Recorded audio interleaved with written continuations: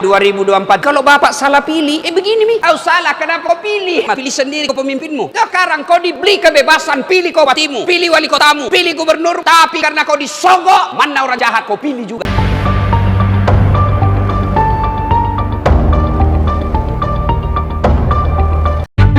Ada pemandangan tak biasa saat kunjungan kerja Presiden Jokowi. Jokowi menghadiri panen raya padi di Kabupaten Kebumen, Jawa Tengah bersama Gubernur Jawa Tengah Ganjar Pranowo. Jadi pemandangan yang tak biasa sebab dihadiri pula oleh Menteri Pertahanan Prabowo Subianto. Keakraban mereka dianggap sebagai sinyal dukungan Jokowi kepada dua tokoh nasional itu untuk melenggang sebagai capres dan cawapres di Pilpres 2024. Benarkah ini pertanda? Apakah koalisi baru akan terbentuk? Dukungan Presiden Jokowi menjelaskan bahwa pertemuan itu dalam rangka panen raya di sawah. Deputi Bidang Pers, Media, dan Protokol Sekretariat Presiden B. Mahmudin mengatakan, Presiden ingin agar menhannya itu memahami masalah-masalah di lapangan yang dihadapi petani. Mengingat Prabowo juga diberi tugas menangani food estate di Kalimantan Tengah. Setelah 2 kali menjadi rival dan kini menjadi kawan, sebenarnya ini bukan kali pertama Jokowi memberikan isyarat restu mendukung Prabowo untuk maju di pemilu 2024. Misalnya pada November 2022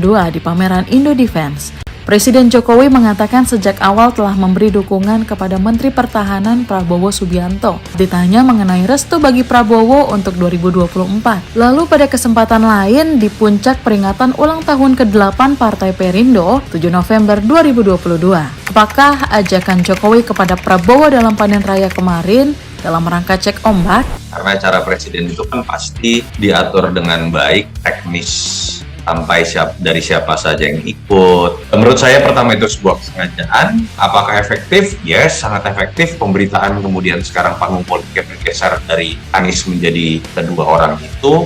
Dan yang ketiga, tapi apakah duet ini sangat mudah mungkin terwujud? Peluang menangnya tentu saja sangat besar karena kedua nama ini minimal selalu masuk 3 besar di luar nama Anies. Jadi ketika digabungkan memang lebih memiliki daya ledak lah. Momen kebersamaan 3 sosok ini menjadi sorotan publik hingga memancing pertanyaan, akankah Ganjar Prabowo atau Prabowo Ganjar? Kalau dilihat latar belakang dari masing-masing partai sih, sepertinya bukan sesuatu yang mudah.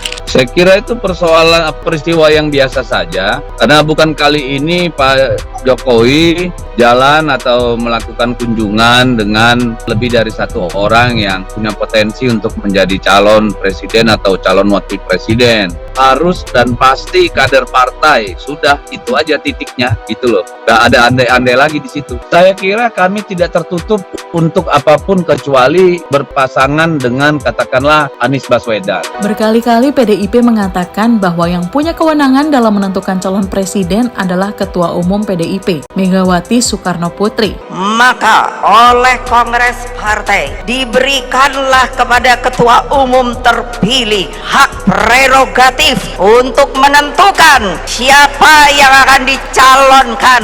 Bagaimana reaksi Partai Gerindra menanggapi isu perjodohan ini? Wakil Ketua Umum Dewan Pembina Gerindra Hasyim Jojo Hadikusumo membeberkan alasan mengapa Prabowo tidak menjadi cawapres. Menurutnya Prabowo jauh lebih senior sehingga punya pengalaman berbeda. Mengatakan bahwa tidak mungkin Prabowo yang cukup senior bisa menjadi calon pendampingnya Ganjar Pranowo. Saya bilang, kalau itu konteksnya saya kira nggak relevan, karena Jokowi di 2014 jelas punya pasangan yang jauh lebih senior, Pak JK, dan memenangkan pertarungan. Kemudian di 2019, Jokowi juga berpasangan dengan Profesor Dr. Kiai Ma'ruf Amin, jauh lebih senior, dan memenangkan pertarungan. Yang saya sebutkan adalah, kalau bicara tentang bahwa Prabowo Subianto jauh lebih senior dalam konteks politik elektoral di Pilpres, ya, karena sudah 3 kali ikut pemilu, 2009, 2014, dan 2019. Dalam konteks itu tidak ada bantahan apapun. Kesimpulan saya yang saya katakan ke teman-teman media adalah soal bagaimana kawin politik antara Prabowo dengan Ganjar. Ini kan baru asumsi dan wacana. Jadi kita semua harus membaca konteks. Ini tidak terlepas dari di mana Jokowi memberikan satu kemesraan yang dianggap luar biasa, dianggap memberikan endorsement politik kepada Ganjar ataupun Prabowo Subianto. Orang ramai bagi Bung Eko dan kawan-kawan cocok ini barang kalau Ganjar dengan Prabowo. Cuman Bung Noel nggak terima. Nggak begitu ceritanya. cocok lah ini barang. Kalau Prabowo dengan Ganjar, ini saling klaim aja. Karena publik melihatnya sampai saat ini bahwa Jokowi itu terkesan ya sangat menganakmaskan kalau tidak Prabowo Subianto ya Ganjar Pranowo. Karena kita tahu persis bahwa Jokowi ini adalah salah satu orang politisi bahkan presiden yang cukup mempercayai survei ya Bang sebagai satu instrumen untuk melihat apakah seorang kandidat itu punya adaptasi, punya elektabilitas yang tinggi atau tidak. Kan orang juga bertanya, kenapa yang lain endorsementnya nggak ada? Puan tidak pernah disebut, Sandiaga Uno kadang jarang, ya Erick Thohir kadang-kadang, Erlangga juga kadang-kadang. Karena elektabilitas beberapa orang yang saya sebutkan tadi, di survei hilal politiknya nggak muncul secara signifikan. Nah abang ini kan memberikan satu perspektif ya, Bang Syahganda itu. Sekarang perbincangannya adalah di medsos dan pengguna handphone. Cuman kan orang sekali lagi sampai saat ini masih belum menggunakan itu sebagai instrumen untuk melihat apakah seorang kandidat dan partai itu kuat atau tidak. Yang kedua, kita tidak pernah tahu bagaimana perilaku politik orang yang punya handphone. Saya punya iPhone misalnya. Pilihan politik saya ke siapa? Apakah itu, Bang. betul? Apakah ke Ganjar? Apakah kepada Prabowo? Apakah kepada Anies dan seterusnya? Kalau misalnya kita melihat siapa yang menggunakan handphone, kita tahu mereka itu adalah mereka kelas menengah ke atas. Kalau kita melihat data-data survei, kelompok kelas menengah ke atas itu rata-rata pendukungnya Anies Baswedan. Yang kedua, orang yang melek politik menggunakan handphone adalah mereka yang berpendidikan tinggi. Minimal dia adalah lulusan S1.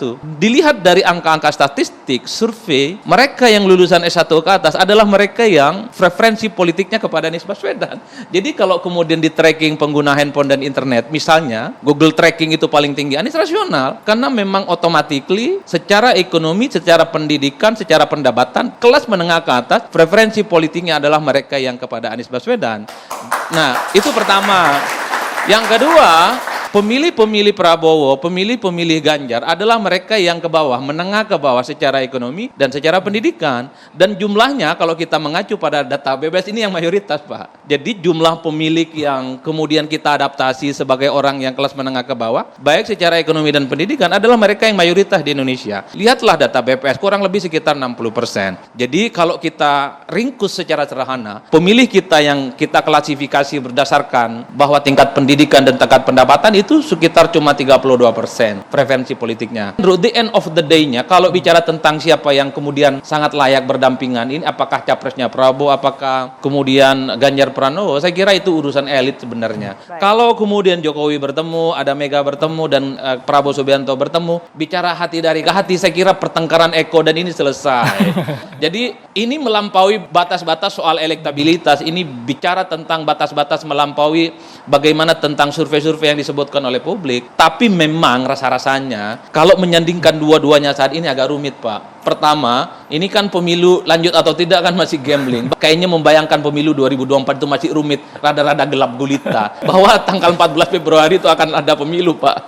Itu yang pertama. Yang kedua yang paling penting ya, saya membaca kalau dari angka statistik ya, Prabowo itu replika politiknya, style politiknya hanya sebatas capres. Jadi kalau misalnya di survei dipasangkan sebagai cawapres, nggak dendang Prabowo Subianto. Orang nggak mau pilih Prabowo sebagai cawapres. Jadi wajar kalau kemudian Gerindra dan Bung Noel ini maunya Prabowo itu capres. Ganjar Pranowo replikanya dua, capres oke, cawapres pun juga oke. Jadi ini sebenarnya pertengkaran dalam satu kolam koalisi, namanya koalisinya Jokowi, all president's men. Mereka adalah replika politiknya Jokowi. Saya kira tidak persoalan, kan tinggal bicara dari ke hati. Yang rumit itu kalau Prabowo kemudian bicara tentang calon wakilnya adalah Anies Baswedan. Disitulah gempa bumi politik itu dimulai, Pak. Kenapa? Karena apapun judulnya sampai saat ini ada jarak psikologis yang memang belum bisa diterabas. Bahwa Anies itu selalu diproyeksikan sebagai orang yang akan berhadapan-hadapan dengan Jokowi. Orang melihat Anies itu sejak 2017, bukan karena hari ini dan bukan karena dideklarasikan oleh Nasdem dan didukung oleh Poros Perubahan. Anies jelas sejak 2017 dia selalu menunjukkan sikap politik yang totally different, secara diametral dengan Jokowi. Preferensi politik itulah yang kemudian saya lihat dari jauh bahwa sampai kiamat sekalipun kubu Jokowi, termasuk Jokowi, semua yang ada di KIB, Gerindra dan PKB, termasuk PDIP, haram hukumnya, kelihatannya begitu, Bang, berkoalisi dengan Anies Baswedan.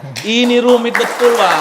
Oke. Nah, sebenarnya Nasdem itu satu hal, terlepas ada kepentingan politik misalnya bahwa Nasdem ingin menaikkan insentif politik elektoral mereka di 2024. Satu hal, Nasdem ini sebenarnya cukup bagus. Bagaimana mencoba untuk melakukan rekonsiliasi politik sebenarnya. Anies yang selama ini dihadap-hadapkan dengan Jokowi, coba untuk ditarik ke tengah. Bahwa Anies itu tidak seperti yang dibayangkan orang. Ingat loh, Anies itu adalah orang yang pernah jadi jubirnya Jokowi. Orang yang pernah menjadi menterinya Jokowi. Apa salahnya kalau di 2024 ya ada jalan tengah yang mempertemukan mereka, siapapun yang diusung oleh Jokowi. Ini menarik barang disimulasikan dalam capres ataupun Masih cawapres. masuk nggak tuh Bang? Itu barang masih masuk. Nah, kalau cuman di- kan problemnya proposal Nasdem dulu yang kita tahu ingin menduetkan antara Ganjar Pranowo dengan Anies kan ditolak secara mentah-mentah. PDIP marah dengan alasan apapun. Semua kubu pemerintah juga marah. Dan Ganjar secara eksplisit mengatakan, saya tetap merah dan tidak mau. Saya tetap PDIP dan seterusnya. Tapi ketika Ganjar diusung oleh PAN ataupun P3 di berbagai tempat untuk maju, nggak menolak, Bang. Karena disanding-sandingkan dengan Erik, disanding-sandingkan dengan Prabowo, disanding-sandingkan misalnya dengan Sandiaga Uno, nggak ada soal. Tapi ketika Ganjar coba untuk dikawinkan dan disanding-sandingkan dengan Anies Baswedan, langsung deny, ditolak. Suasana hatinya berontak dan tak nyaman. Maka ketika Bung Eko ditanya, apakah sangat mungkin Ganjar dengan Anies, kemudian Bung Noel juga bicara tentang apakah mungkin Prabowo dengan Anies, mereka bicaranya retoris betul, Bang. Padahal Bung Noel sama Eko bicara itu faktual.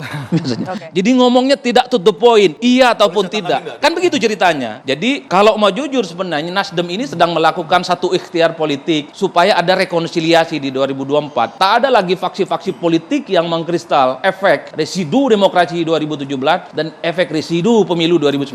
Cuman sampai saat ini proposal yang ditawarkan itu tidak mendapatkan sambutan yang hangat karena ada sejumlah partai, sebut saja misalnya PDIP, minyak-minyak, air-air. Haram hukumnya bagi PDIP berkoalisi dengan partai yang jelas-jelas mendukung Anies Baswedan dan jelas-jelas memiliki mazhab dan iman politik yang berbeda. Makanya saya katakan akan menjadi gempa bumi politik kalau Gerindra dan Prabowo menyatakan siap Baik, Mas berkoalisi Adi. dengan Anies. Oh, saya kira ini mantap betul. 2024 akan kita melihat bagaimana pesta pora demokrasi. Dan nggak pernah saya pikir bicara yang detail soal capres cawapres sampai seteknis itu. Oh, jadi siapa capres siapa cawapres, kita nggak yakin ya. Komitmen Pak Prabowo terus melanjutkan capaian-capaiannya Pak Jokowi gitu loh. Jadi kita kan harus mengakhiri tren ya pergantian kekuasaan, berarti pergantian arah kepemimpinan secara ekstrim. Lalu apa kabar PKB? Pada 13 Agustus 2022, Gerindra dan PKB menyepakati kerjasama politik yang terbentuk dalam Koalisi Kebangkitan Indonesia Raya. Dan Januari lalu, Koalisi KIR meresmikan sekretariat bersama Gerindra PKB yang berada di kawasan Menteng, Jakarta Pusat. Berarti ini mematahkan bahwa Ganjar Prabowo itu tidak akan mungkin terjadi, Agus. Sampai hari ini saya belum mendengar ya satu partai pun yang mengusung itu, dan PKB tidak tertarik mengusung itu. Tapi nggak khawatir ya Gus kalau nanti Pak Prabowo Tiba-tiba memilih Ganjar, Ya berarti koalisinya bubar dong. Ya pokoknya gini, intinya PKB Gerindra solid, belum ada alternatif koalisi lain, pindah ke koalisi lain.